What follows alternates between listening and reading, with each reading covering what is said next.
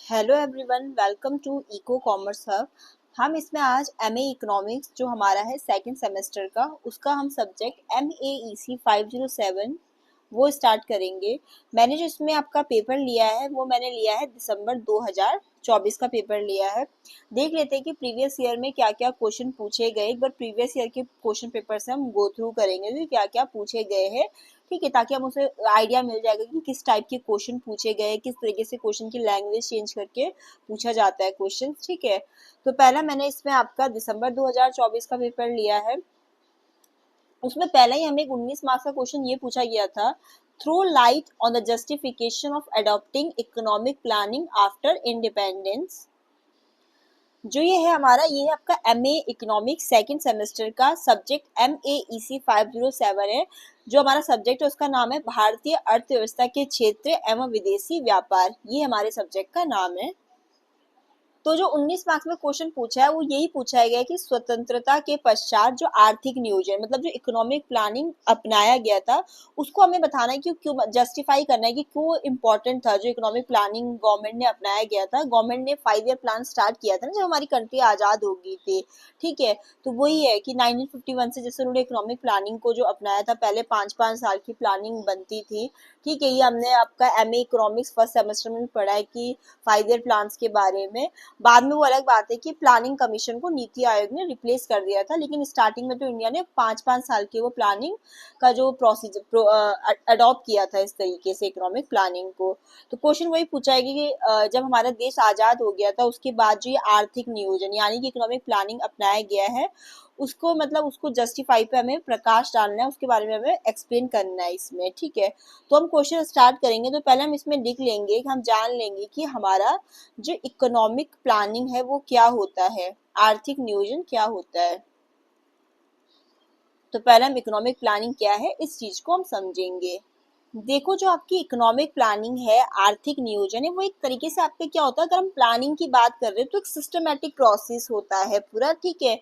कि जिसमें क्या होता है कि किस तरीके से जो हमारे उपलब्ध संसाधन है, जैसे हमारा लैंड है, लेबर है, टेक्नोलॉजी है, हमारे कैपिटल, इनको किस तरीके से एक योजना प्लानिंग करेंगे तो उसमें क्या होगा, हम योजना बनाएंगे ना कि भी इस सेक्टर को प्रायोरिटी देनी है, इस तरीके से रिसोर्स एलोकेट करना है। तो वही आ जाता है इकोनॉमिक प्लानिंग में कि किस तरीके से हमारे जो देश में उपलब्ध संसाधन है उनको हम प्लानिंग करके अच्छे से संगठित करके किस तरीके से हम अपने जो आर्थिक और सामाजिक लक्ष्यों को प्राप्त करें, इसी को हम क्या कहते हैं, इकोनॉमिक प्लानिंग। बहुत ही सरल शब्दों में समझे तो इकोनॉमिक प्लानिंग का मतलब यही है कि सरकार द्वारा यह तय करना कि देश के जो सीमित साधन है उनका उपयोग कहाँ करना है, कैसे करना है, किस तरीके से करना है, ताकि हमारे देश का जो है विकास हो सके और जो लोगों का स्टैंडर्ड ऑफ लिविंग है वो इम्प्रूव हो सके। तो वही क्या कहलाती है, हमारी इकोनॉमिक प्लानिंग कहलाती है। तो पहले आपकी इकोनॉमिक प्लानिंग क्या होती है, आप जस्ट इसका मीनिंग लिख लीजिए। इकोनॉमिक, क्योंकि देखो 19 मार्क्स का क्वेश्चन है तो आप पहले थोड़ा सा इंट्रोडक्शन में इकोनॉमिक प्लानिंग का मीनिंग लिखेंगे, देन हम क्वेश्चन पे आएंगे कि भाई क्यों जस्टिफाई करेंगे कि इकोनॉमिक प्लानिंग जो आज़ादी के बाद अडॉप्ट किया गया था उसको जस्टिफाई बाद में करेंगे। पहले आप थोड़ा सा इंट्रोडक्शन में 4-5 लाइन में इकोनॉमिक प्लानिंग का मीनिंग लिखेंगे। Economic planning means making a, अभी जो मैंने आपको हिंदी में समझाया ना, बस उसी को मैं इंग्लिश में लिख रही हूँ। Making a systematic program, Hindi में मैंने आपको समझाया कि एक सिस्टमेटिक प्रोसेस है जिसमें गवर्नमेंट क्या करती है कि अपने अवेलेबल रिसोर्सेज को प्लानिंग में प्लानिंग योजनाबद्ध तरीके से यूज करती है कि कैसे यूज किया जाए उससे, जिसके हमारे इकोनॉमिक और सोशल गोल पूरे हो सके। तो economic planning means a systematic program to use a country's available resources. अब क्या क्या आ जाते हैं भी हमारे रिसोर्सेज में, हमारी लैंड आ गया, ठीक है, हमारे जो श्रम हो गए, श्रम मतलब लेबर हो गए हमारे, ठीक है, पूंजी आ गई, कैपिटल, हमारी जो टेक्नोलॉजी हो गई, कि किस तरीके से इनको योजनाबद्ध तरीके से यूज करके गोल्स को अचीव करना है, एक बेस्ट पॉसिबल वे में इनको कैसे यूज करना है, in the best possible way to achieve देखो कोई भी जैसे क्वेश्चन है आपका छोटा है, 19 मार्क्स में है या आपको 8 मार्क्स में दे रखा है, अगर आप उसको क्या करेंगे डिटेल में समझ लेंगे तो उससे क्या फायदा होगा कि आपको उससे रिलेटेड अगर क्वेश्चन भी पूछे जाएंगे पेपर में, जैसे डायरेक्ट वही क्वेश्चन ना देख के उससे रिलेटेड आपको पूछ लिया तो आप उसको इजीली आंसर कर सकते हैं। गोल्स, ठीक है। तो आपकी इकोनॉमिक प्लानिंग एक प्रोसेस है जिससे गवर्नमेंट डिसाइड करती है कि कैसे जो लिमिटेड रिसोर्सेज है उनको कैसे यूज किया जाए ताकि हम मतलब अपनी कंट्री का डेवलपमेंट फास्टर कर सके और लोगों को जो स्टैंडर्ड ऑफ लिविंग है वो इम्प्रूव कर सके। ये तो आपकी इकोनॉमिक प्लानिंग का मीनिंग हो गया। अब जैसे हमारी कंट्री, अब क्वेश्चन पे आ जाते हैं, इसके मीनिंग के बाद हम करेंगे। देखो 19, ये मैं आपको समझाने के लिए कर रही हूँ। आप पेपर में जितना मैंने ये इकोनॉमिक प्लानिंग का मीनिंग लिखा है इतना तो आपको ये लिखना ही है, ठीक है। ये तो आप लिखोगे इंट्रोडक्शन में, उसके बाद थोड़ा सा मैं आपको एक्सप्लेन कर देती हूँ, फिर फटाफट के इसके पॉइंट भी देख लेंगे। अब देखो 1947 में क्या हुआ था, आज़ादी मिलने के बाद क्या हुआ था, भारत के सामने ना बहुत सारी आर्थिक समस्याएं आ गई थी। अभी भी हमें समस्याएं देखने को मिलती है लेकिन अब काफी इम्प्रूवमेंट हुआ है। लेकिन उस समय पे समस्याएं बहुत देखने को मिली थी। वही समस्या क्या होगी भाई, गरीबी की, ठीक है, पॉवर्टी की, बेरोजगारी, ठीक है, अनएम्प्लॉयमेंट की, आपकी पिछड़ी हुई कृषि, स्लो इंडस्ट्रियल ग्रोथ, ठीक है, इतनी सारी जो है समस्याएं भारत के सामने आ गई थी। तो ऐसे हालत में क्या हुआ कि देश को जैसे तेजी से आगे बढ़ाना है तो तब उन्होंने मतलब उपाय निकाला कि हम क्या करेंगे कि इकोनॉमिक प्लानिंग का सहारा लेंगे, योजनाबद्ध ढंग से क्या करेंगे, अपने विकास को जारी रखेंगे। इसीलिए भारत ने क्या बोलते हैं, इकोनॉमिक प्लानिंग को अपनाया गया आजादी के बाद। अब क्वेश्चन ने हमसे वही पूछा है कि जो इकोनॉमिक प्लानिंग आजादी के बाद अपनाया गया है उस पर हमें मतलब प्रकाश डालना है, उसके जस्टिफाई करने के लिए कि क्या उसका फायदा रहा, ये क्यों उन्होंने अपनाया, ठीक है। तो मैंने बताया कि जब हमारी कंट्री आजाद हुई थी तो हमारे सामने बहुत सारी दिक्कत थी, पॉवर्टी की, बेरोजगारी की, हमारा कृषि बहुत पिछड़ा हुआ था, कोई इंडस्ट्रियल ग्रोथ नहीं था, पुअर इंफ्रास्ट्रक्चर, ये सारी दिक्कतें थी। तो उसी दिक्कतों को ठीक करने के लिए इकोनॉमिक प्लानिंग को अपनाया गया ताकि हम लिमिटेड रिसोर्सेज को अच्छे से यूज करके इन परेशानियों से मतलब ओवरकम कर सके।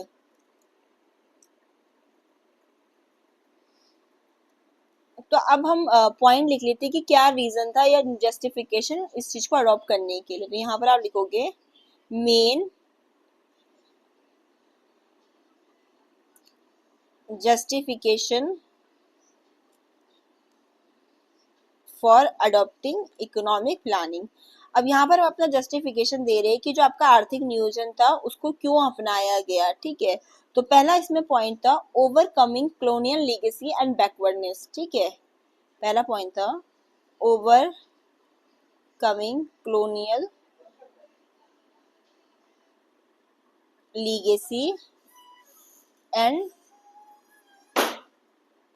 बैकवर्डनेस, ठीक है, ये हमारा पहला पॉइंट था। तो पहला पॉइंट है कि overcoming colonial legacy and backwardness. तो इसमें क्या था कि जो अंग्रेजों के टाइम पे जो हमारा मतलब देश में इतना वो औपनिवेशिकता की विरासत चल रही थी या जो पिछड़ापन था उसको दूर करने के लिए आया। यही इस पॉइंट का मतलब है कि अंग्रेजों के शासन में क्या हुआ था कि जो भारत का जैसे हमारा उद्योग था, हमारी कृषि थी या हमारा जो बुनियादी ढांचा था वो बहुत ही पिछड़ा रह गया था।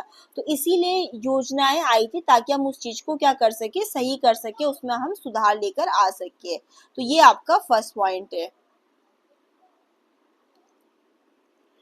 कि जो ब्रिटिश के टाइम में हमारा जो इतनी गरीबी हो गई थी, हमारा इंफ्रास्ट्रक्चर इतना पुअर था, तो क्या बोलते हैं कि प्लानिंग आई है। तो प्लानिंग ने क्या किया, हमारे इंडस्ट्रियलाइजेशन को रैपिड किया, मॉडर्न किया हमारे एग्रीकल्चर को, ताकि हमारी कंट्री क्या बोलते हैं उस चीज़ों को इम्प्रूव करके आगे ग्रो कर सके। तो फर्स्ट पॉइंट आपका ये है। सेकेंड पॉइंट जो इसके जस्टिफिकेशन में वो है रैपिड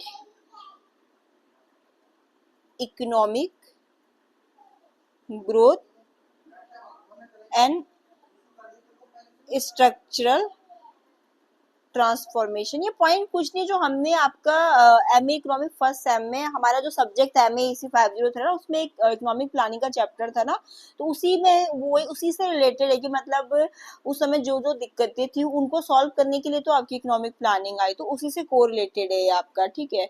सेकेंड पॉइंट है rapid economic growth and structural transformation. तो देखो जब हमारी कंट्री आजाद हुई थी तो हमारा जो देश था वो कैसा देश था, एक एग्रीकल्चर ओरिएंटेड थी, कृषि प्रधान देश था, ठीक है।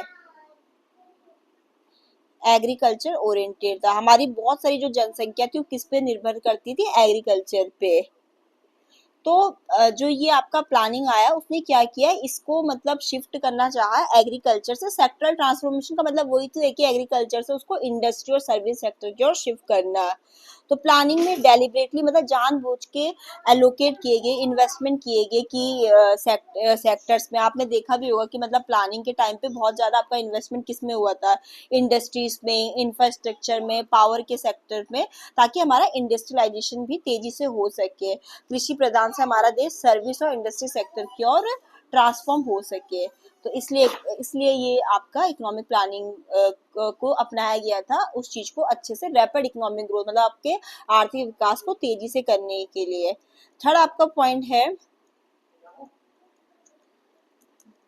Mobilisation of scarce resources.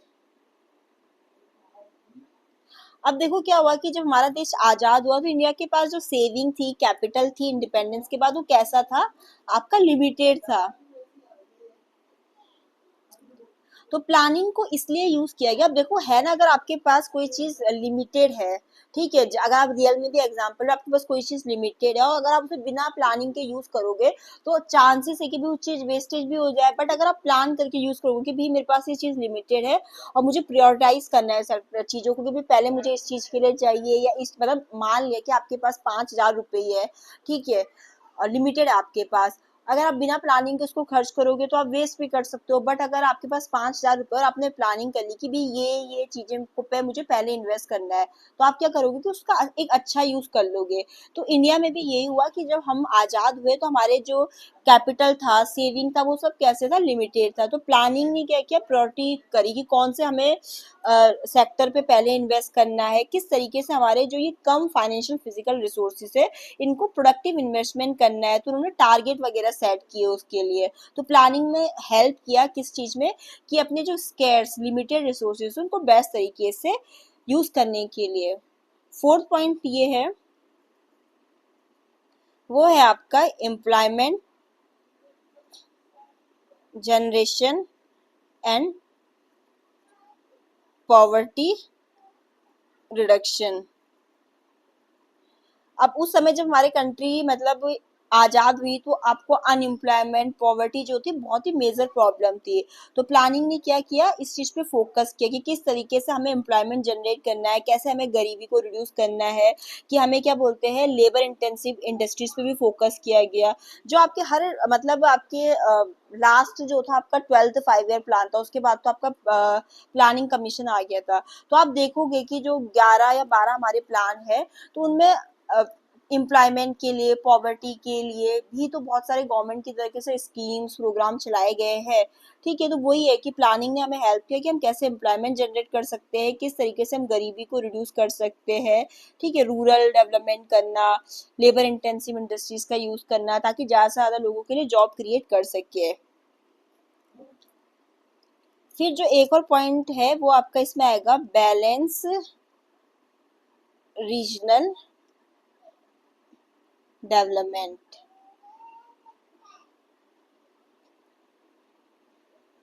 देखो अगर प्लानिंग नहीं करेंगे और सब कुछ हम इस मार्केट फोर्सेस पे ही छोड़ देंगे तो क्या हो सकता है कि ग्रोथ आपका कैसे हो सकता है, इम्बैलेंस हो सकता है, कि मतलब ऐसे रीजन पे ही वो फोकस करे जो आपका डेवलप हो, जैसे अर्बन वगैरह को, और रूरल वगैरह को छोड़ दे। बट प्लानिंग ने क्या किया, बैलेंस रीजनल डेवलपमेंट पे फोकस किया, कि जो हमें की रीजनल डिस्पैरिटीज होती है अर्बन और रूरल एरिया की, तो उन सबको हमें क्या करना है, कम करना है। हमें डेवलपमेंट में सारे एरियाज को साथ में लेकर चलना है, चाहे आपका वो बैकवर्ड एरिया हो, वहां पर भी हमें डेवलपमेंट करना है। ठीक है, तो इसीलिए इकोनॉमिक प्लानिंग आई, उसने हमें हेल्प किया बैलेंस रीजनल डेवलपमेंट में।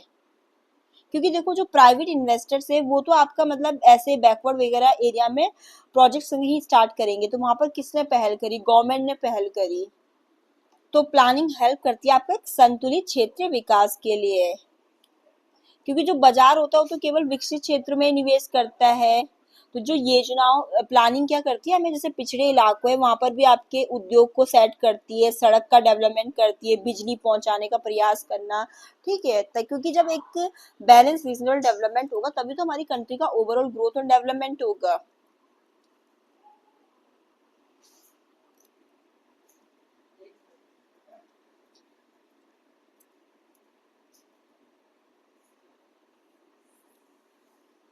आपकी प्लानिंग ने क्या किया, कंट्रोल किया मोनोपोलिस वगैरह को भी, ठीक है।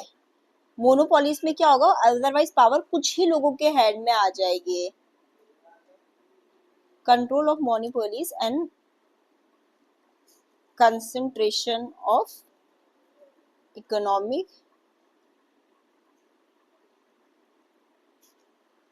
देखो, अगर जैसे हमारी कंट्री इंडिया, वो कौन सी इकोनॉमी को फॉलो करती है, मिक्स्ड इकोनॉमी। मिक्स्ड इकोनॉमी क्या होती है कि जहाँ पर पब्लिक प्राइवेट सेक्टर दोनों मिलके काम करती है। तो प्लानिंग क्या करती है, मिक्स्ड इकोनॉमी में हेल्प करती है कि पब्लिक प्राइवेट सेक्टर दोनों मिलके काम को करे, ठीक है। अदरवाइज क्या होगा कि जो पावर है वो क्या आ जाएगी, कुछ ही लोगों के हैंड में आ जाएगी। ऐसा नहीं होना चाहिए, पब्लिक प्राइवेट दोनों को मिलके काम करना चाहिए, ताकि ये मोनोपोलिस जो होती है, ये पावर कुछ ही लोगों के हाथ में जाए, इस चीज को हम कंट्रोल कर सके। अदरवाइज मोनोपोलिस हमारे सोशल वेलफेयर को, ग्रोथ को क्या करती है, हार्म करती है। आपका जो इकोनॉमिक प्लानिंग आया उसने सोशल जस्टिस पे भी फोकस किया, सोशल जस्टिस पे, रिडिस्ट्रीब्यूशन पे।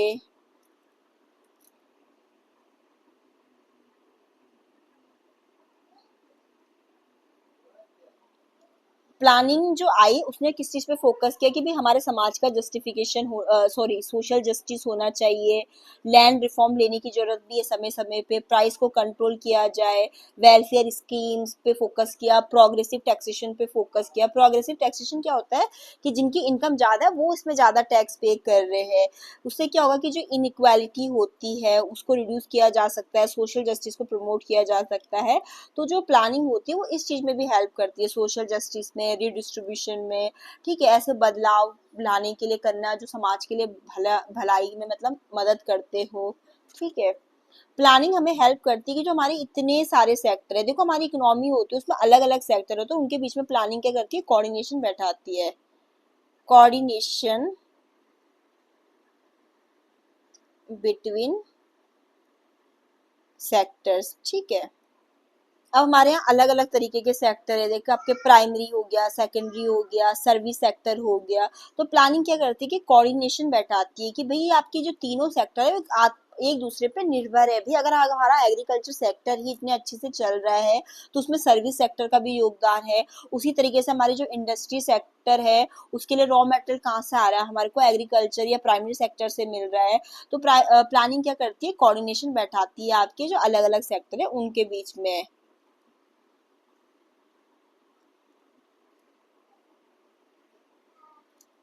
इकोनॉमिक प्लानिंग ने हमें हेल्प किया किस चीज की ओर बनने के लिए, सेल्फ रिलायंस, आत्मनिर्भर बनने के लिए। आत्मनिर्भरता, ठीक है, कि भाई जो हमारी इंपोर्ट पे निर्भरता रहती है उसे घटाना चाहिए, ठीक है।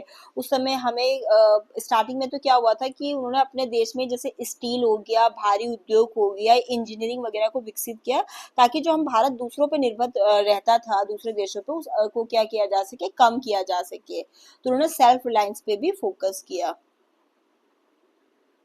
क्योंकि जो हमारी पहले की पॉलिसी मेकर्स थे उन्होंने हमारे को इस पे इम्फेसाइज किया कि इंपोर्ट सब्स्टिट्यूशन किया जाए, किसका, आपके स्टील, हैवी इंडस्ट्रीज, इंजीनियरिंग के लिए, ठीक है। ताकि जो हमारी डिपेंडेंसी थी इंपोर्ट वगैरह पे उसको क्या किया जा सके, रिड्यूस किया जा सके और हमें आत्मनिर्भर बनाया जा सके।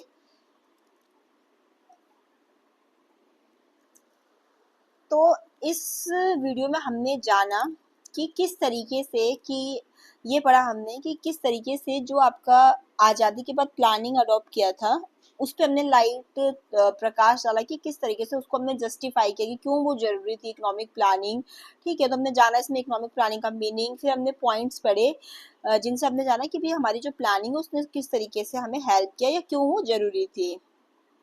तो देखो हम इसमें एट लास्ट इस चीज पर निष्कर्ष या कंक्लूजन निकाल सकते हैं कि जो इंडिपेंडेंस के बाद भारत के सामने जो गंभीर समस्याएं थी, हमने जाना कि क्या क्या थी, वही पॉवर्टी थी, अनएम्प्लॉयमेंट था, पुअर इंफ्रास्ट्रक्चर था, एग्रीकल्चर में बैकवर्डनेस थी, ठीक है।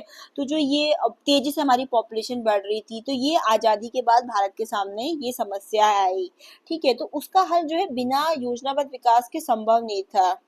तो आर्थिक नियोजन ने क्या दिया, हमारे देश को एक दिशा दी, डायरेक्शन दिया कि किस तरीके से आप अपने लिमिटेड रिसोर्सेज का यूज करके अपने ऑब्जेक्टिव को अचीव कर सकते हैं। इन्होंने एक तरीके से विकास के लिए क्या रखी, आपकी नींव रखी, फाउंडेशन रखे। तो कह सकते हैं कि भी आजादी के बाद जो आर्थिक नियोजन है उसे अपनाना पूरी तरीके से उचित भी था और बहुत ही जरूरी भी था। तो कह सकते हैं कि इकोनॉमिक प्लानिंग को अपनाना जस्टिफाई, मतलब हम कर सकते हैं कि इम्पोर्टेंट भी था और नेसेसरी भी था। तो आज की वीडियो में इतना ही, जिसमें हमने इकोनॉमिक प्लानिंग का मीनिंग जाना, देन हमने ये पॉइंट पढ़े कि क्यों जरूरी था। ठीक है, वीडियो पसंद आए तो चैनल को लाइक शेयर सब्सक्राइब जरूर करें। Thanks for watching.